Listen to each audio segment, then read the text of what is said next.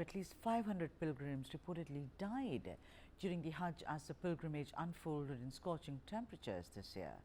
At least 323 of those who died were Egyptians, most of them succumbing to heat-related illnesses. The diplomats have said that the total at the morgue in Al-Muaisem, one of the biggest in Mecca, was 550. The Hajj is one of the 5 pillars of Islam, and all Muslims with the means must complete it at least once. The pilgrimage is increasingly affected by climate change as temperatures in the area where rituals are performed were rising 0.4 degrees Celsius each decade. Temperatures hit 51.8 degrees Celsius Grand Mosque in Mecca on 17th of June. Saudi officials had advised pilgrims to use umbrellas, drink plenty of water and avoid exposure to the sun during the hottest hours of the day.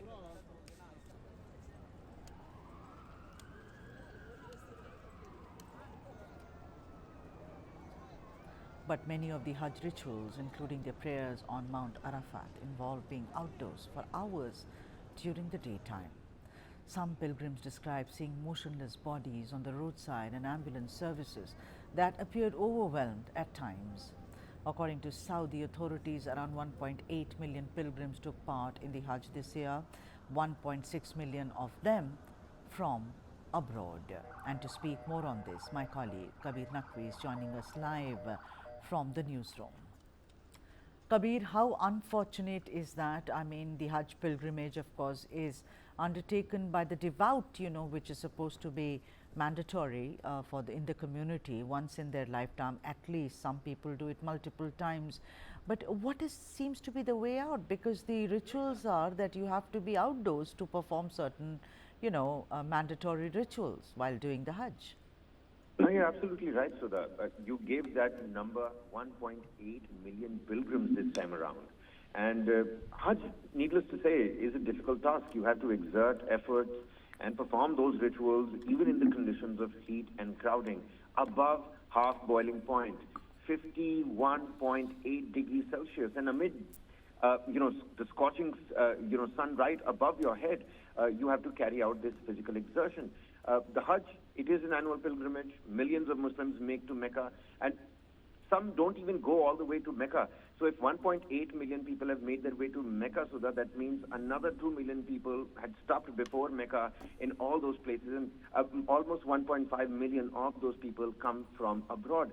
Now, there are a couple of problems and issues that needs to be taken care of. There is, of course, the heat stress.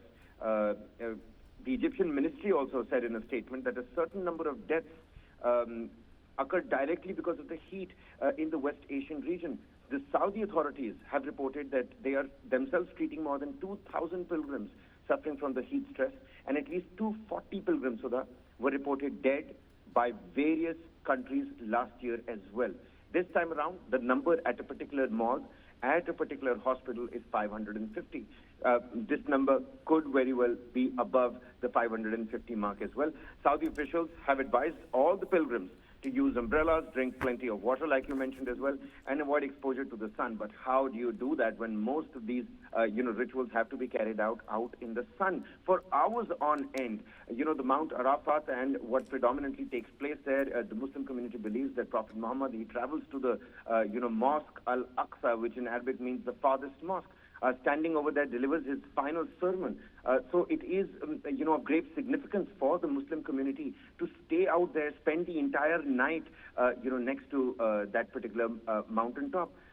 How it is going to carry it out, well, we'll have to wait and find out. The 2,000 plus people that are now getting their treatment done in nearby hospitals. But, our hopes, hearts and prayers to those that have lost their loved ones. Such a pious occasion, 550 lives that have already been lost. You earlier heard that, eyewitness account. People were lying on the roads, on the side of the roads, and you could hear ambulances. I mean, Mecca is one place where you wouldn't want to hear the sirens of the ambulance or even cop cars. But around 1.8 million pilgrims, a huge number that took part this time around, 51.8 degrees Celsius, sweltering summer right up on top. 550 is the death toll at the moment. You know, Kabir, I see visuals here, and I also saw someone who's specially abled on a wheelchair, must be old. And also, you know, I see that there are lots of water which is being provided. There are handheld fans. So, you know, it's not as if the arrangements have not been made. No, I am not sitting on judgment on those who suffered fatalities here. But do you think it could also be because of they were predisposed to some other diseases before? Because, you know, because they have issued instructions for carrying out umbrellas.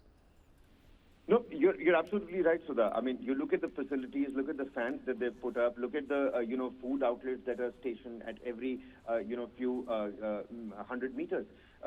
And it's not the first time that the Hajj is happening. Even back at home here, the Amarnath Yatra, you know, it's a big task. Almost 5 lakh people make their way to the cave shrine, and facilities, you know, in these treacherous geological areas, it's not easy to deliver. But I think more than the comorbidity factor over here, the unregistered pilgrims, so that becomes a major, factor over here. Each year, tens of thousands of pilgrims, they attempt to perform the Hajj through irregular channels as well. That puts undue burden and pressure on the, the facilities and the system that is at play. So there's the heat stress, the unregistered pilgrims, and of course comorbidity does have a role to play as well. But it's the road of faith and the road to Allah for the Muslim community. Absolutely. People do end on going there. Absolutely. And thank you so much, Kabir Naqvi, for joining us on the broadcast.